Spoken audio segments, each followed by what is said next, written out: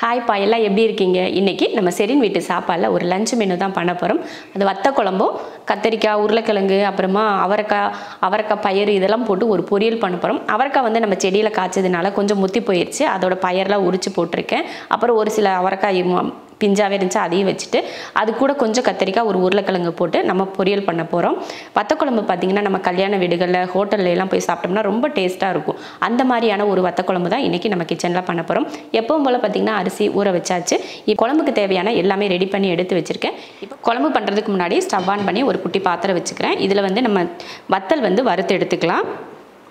இந்த மாதிரி தனியாக வறுத்துக்கலாம், இல்லைன்னா நீங்கள் குழம்பு தாளிக்கிறப்ப கூட வறுத்து எடுத்துகிட்டு நீங்கள் இந்த மாதிரி போட்டுக்கலாம். நான் வந்து தனியாக வறுத்து எடுத்துக்கிறேன். எதுக்காகனா அது தனியாக நம்ம சாப்பிட்றதுக்கு யூஸ் பண்ணிக்கலாம் இல்லையா, அதனால். நம்ம 4லேருந்து 5 பேர் சாப்பிடக்கூடிய அளவுக்கு வத்த குழம்பு செஞ்சோம்னா நம்ம கையில் எடுத்தோம்னா இந்த மாதிரி ஒரு கையளவுக்கு சுண்டக்காய் வத்தல் இருந்தால் போதும். சுண்டக்காய் வத்தல் மட்டும் இல்லை, மணத்தக்காளி வத்தல் கூட இது போல் போட்டு நீங்கள் குழம்பு பண்ணலாம். இப்போ எண்ணெய் காஞ்சிருச்சு, இதில் சேர்த்துக்கலாம். நல்லா வறுத்துக்கோங்க. நம்ம எப்பயுமே வறுத்தெடுப்போம் பார்த்திங்களா, அந்த சாப்பாடு தயிர் சாதம் பழைய சாதம்லாம் சாப்பிட்றதுக்கு அந்த மாதிரி வறுத்துக்கோங்க. வறுத்தாச்சு, இப்போது எடுத்துடலாம். வறுத்து தான் போடணும், இல்லைன்னா கசப்பாக இருக்கும். வறுத்து எடுத்தாச்சு. அடுத்து நம்ம குழம்பு தாளித்து விட்டுறலாம். இப்போ இதை இறக்கி வச்சிடலாம். இந்த எண்ணெயில் வந்து நம்ம லாஸ்ட்டில் வந்து அப்பளம் பொரித்து எடுத்துக்கலாம். குழம்பு பண்ணுறதுக்கு ஒரு பாத்திரம் வச்சு ஸ்டவ் ஆன் பண்ணிடலாம். ரொம்ப சிம்பிளான ஒரு குழம்பு இது. குழம்பு தாளிக்கிறதுக்கு நான் வந்து நல்லெண்ணெய் சேர்த்துக்கிறேன்.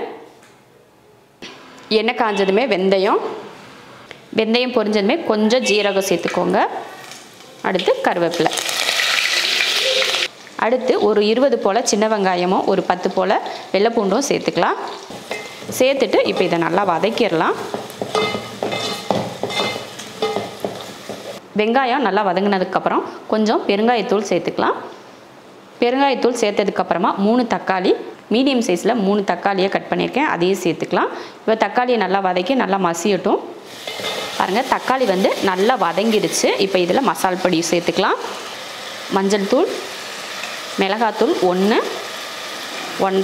1 ஸ்பூன் மிளகாத்தூள், மல்லித்தூள் சேர்த்துக்கலாம். 1 2 3 4 இதில் 4 ஸ்பூன் மல்லித்தூள் சேர்த்துருக்கேன். இது மட்டும்தான், வேறு எதுவும் நம்ம சேர்க்க தேவையில்லை. இதை வதக்கிடலாம் எண்ணெயில்.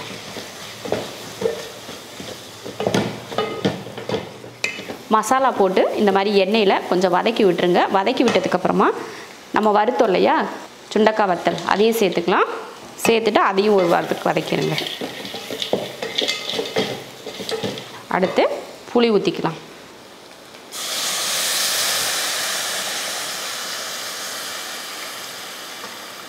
ஒரு பெரிய நெல்லிக்காய் அளவுக்கு புளி எடுத்து கரைச்சிருக்கேன், அதை சேர்த்துருக்கேன். குழம்புக்கு தேவையான தண்ணியும் சேர்த்துக்கலாம். தேவையான உப்பு, குழம்புக்கு தேவையான தண்ணியெல்லாம் சேர்த்து உப்பும் போட்டாச்சு. நம்ம வந்து புளி வந்து கொஞ்சம் அதிகமாகவே இந்த குழம்புக்கு சேர்த்துக்கணும். புளிப்பு, காரம், இனிப்பு இதெல்லாம் கலந்து இருந்தால் தான் வத்த குழம்பு வந்து நல்லாயிருக்கும். நான் வந்து ஒரு பெரிய நெல்லிக்காய் அளவுக்கு புளி எடுத்து கரைச்சி தான் ஊற்றிருக்கேன். நீங்களும் அந்த மாதிரி ஊற்றிக்கோங்க. இல்லை உங்களுக்கு புளிப்பு வந்து அதிகம் தேவையில்லை அப்படின்னு நினச்சிங்கன்னா நீங்கள் புளியை கம்மி பண்ணிக்கலாம், அது ஒன்றும் பிரச்சனை இல்லை. இப்போ நல்லா தண்ணியெல்லாம் ஊற்றி கலந்தாச்சு. இப்போ மூடி வச்சுட்டு 7 நிமிஷம் கிட்ட வேக வச்சுட்டு அதுக்கப்புறமா இறக்கிக்கலாம். 7 நிமிஷத்துக்கு முன்னாடியே நல்லா குழம்பு வற்றி எண்ணெய் பிரிஞ்சு வர ஆரம்பிச்சிடும். அதுக்கப்புறமா நம்ம எடுத்துக்கலாம். குழம்பு ரெடியாகிறதுக்குள்ளே நம்ம சாதம் ஒரு அடுப்பில் வச்சு விட்றலாம். நான் வந்து இதில் ஒரு படி அரிசி போட்டிருக்கேன். 1 2 1க்கு 2 தண்ணி ஊற்றிருக்கேன். தேவையான உப்பு.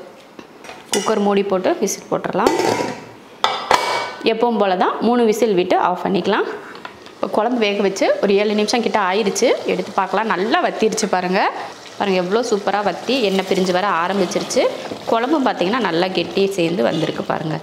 இப்போ இந்த டைமில் நம்ம என்ன பண்ண போகிறோம், ஒரு 2 ஸ்பூன் அளவுக்கு வெல்லம் சேர்த்துக்கலாம். வெல்லம் சேர்த்துட்டு கலந்து விட்டுட்டு மறுபடியும் ஒரு 2-3 நிமிஷத்துக்கு மூடி வச்சுக்கலாம். அடுப்பை சிம்மில் வச்சுக்கோங்க. இந்த டைமில் அந்த வெல்லம் கரையிற வரைக்கும் ஒரு 2 நிமிஷம் இல்லைன்னா 3 நிமிஷத்துக்கு இருக்கட்டும். இப்போ மூடி வச்சிடலாம். சிம்மில் வச்சு மூடி வச்சுக்கோங்க. அப்போ தான் நல்லா எண்ணெய் பிரிஞ்சு சூப்பராக இருக்கும் பார்க்க. பார்த்திங்களா, சூப்பராக எண்ணெய் பிரிஞ்சு வந்திருக்கு பாருங்கள். அருமையான ஒரு வத்த குழம்பு ரெடி ஆயிடுச்சு.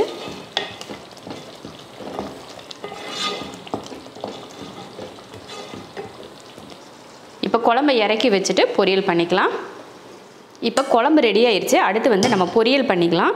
நான் பொரியல் பண்ணுறதுக்கு பார்த்தீங்கன்னா அவரைக்காய் முன்னாடியே சொன்னேன். அவரைக்காய், கொஞ்சம் உருளைக்கிழங்கு, அப்புறமா அந்த அவரைக்காயோட 2 விதைங்க இதெல்லாம் இருந்துச்சு. அதெல்லாம் சேர்த்து போட்டு தான் நான் பொரியல் பண்ண போகிறேன். அது கூட ஒரு 3 கத்திரிக்காயை சேர்த்துக்கலாம். ஏன்னா இது மட்டும் பொரியலுக்கு பத்தாது.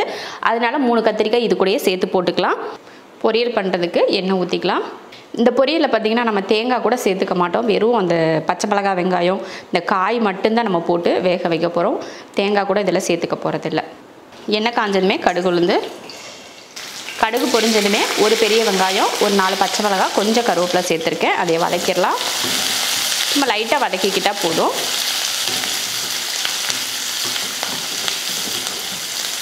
அடுத்து நம்ம கட் பண்ணி வச்ச காயெல்லாம் இதில் சேர்த்துக்கலாம். கத்திரிக்காயுமே பார்த்தீங்கன்னா இந்த மாதிரி சின்னதாக தான் கட் பண்ணியிருக்கேன்.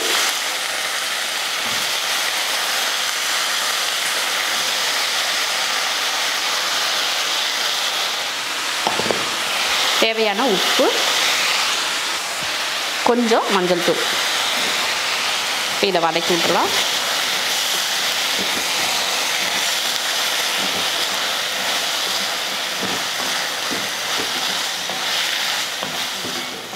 தேவையான தண்ணி, 1 டம்ளர் அளவுக்கு தண்ணி ஊற்றிக்கோங்க. இந்த அளவுக்கு போதும். தண்ணி ஊற்றினதுக்கப்புறம் மூடி வச்சிடலாம். ஒரு 3 நிமிஷம் 4 நிமிஷத்துக்கு அப்புறம் ஓப்பன் பண்ணி பார்க்கலாம். பயிர் வேகிறதுக்காக தான் நமக்கு டைம் வேணும். அந்த கத்திரிக்காய், உருளைக்கிழங்குலாம் சீக்கிரமே வெந்துடும். அந்த பயிர் வெந்ததுக்கப்புறமா நம்ம எடுத்து பார்த்துக்கலாம். ஒரு 3 நிமிஷத்துக்கு அப்புறமா ஓப்பன் பண்ணி கிளறி விட்டுட்டு அதுக்கப்புறமா மூடி வச்சுக்கலாம். தண்ணி வந்து இந்த அளவுக்கு போதும். அளவுக்கு அதிகமாக ஊற்ற வேண்டாம், கொல கொலன்னு ஆயிரும். இந்த மாதிரி ஒரு பொரியல் பண்ணால் ரொம்ப நல்லா இருக்கும்.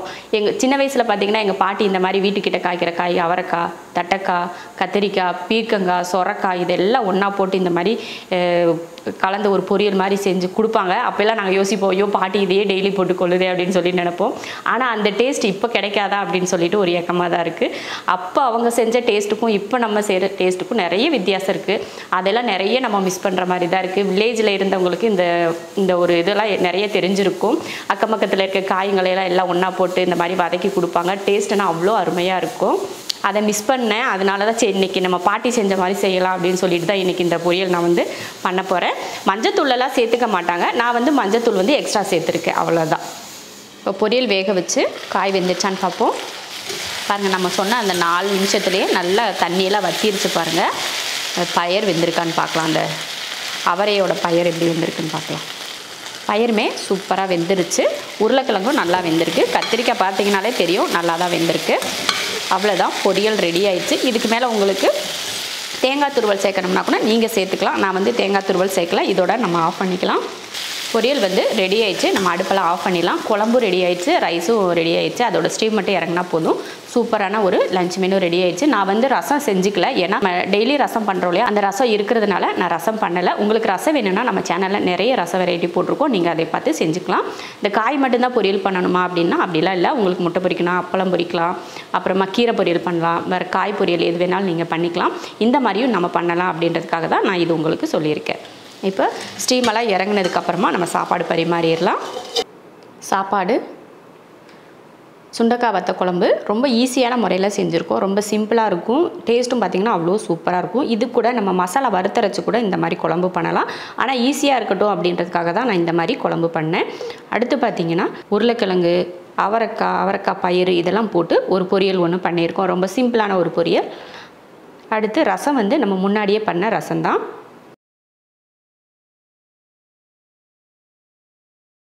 அருமையான புளிப்பு, இனிப்பு, காரம் 3 சேர்ந்த மாதிரி ஒரு சூப்பரான ஒரு குழம்பு செஞ்சுருக்கோம். ரொம்ப ரொம்ப ருசியாக இருக்கும். இதை சாப்பிட்டுட்டா எவ்வளோ சாப்பிட்றோம் அப்படின்றதே நமக்கு தெரியாது, அந்த அளவுக்கு சாப்பிடுவோம் இந்த மாதிரி வத்த குழம்பு செஞ்சோன்னா.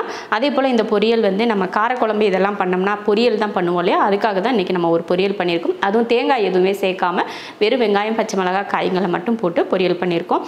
ரொம்ப சிம்பிளான ஒரு லஞ்ச் மெனு இன்றைக்கி நம்ம பண்ணியிருக்கோம். ரசம் வந்து நான் இன்றைக்கி பண்ணிக்கல. நேற்று பண்ண ரசமே இருந்ததுனால இன்றைக்கி நான் ரசம் பண்ணிக்கலாம். நம்ம சேனலில் நிறைய ரசம் போட்டிருக்கோம் இல்லையா, அதனால இன்றைக்கி ரசம் நான் செஞ்சு காட்டல. நீங்களும் இது போல் ஒரு சூப்பரான ஒரு லஞ்ச் மெனு செஞ்சு பார்த்துட்டு எப்படி இருக்குன்னு சொல்லிட்டு கமெண்ட்டில் சொல்லுங்கள். பிடிச்சிருந்தா லைக் பண்ணிவிட்டு ஷேர் பண்ணிவிட்டு நம்ம செரின் வீட்டு சாப்பாடு சேனலை சப்ஸ்கிரைப் பண்ணி பக்கத்தில் இருக்க பெல் ஐக்கானை கிளிக் பண்ணி வச்சுக்கோங்க. இப்போ நம்ம சாப்பிட போகலாம்.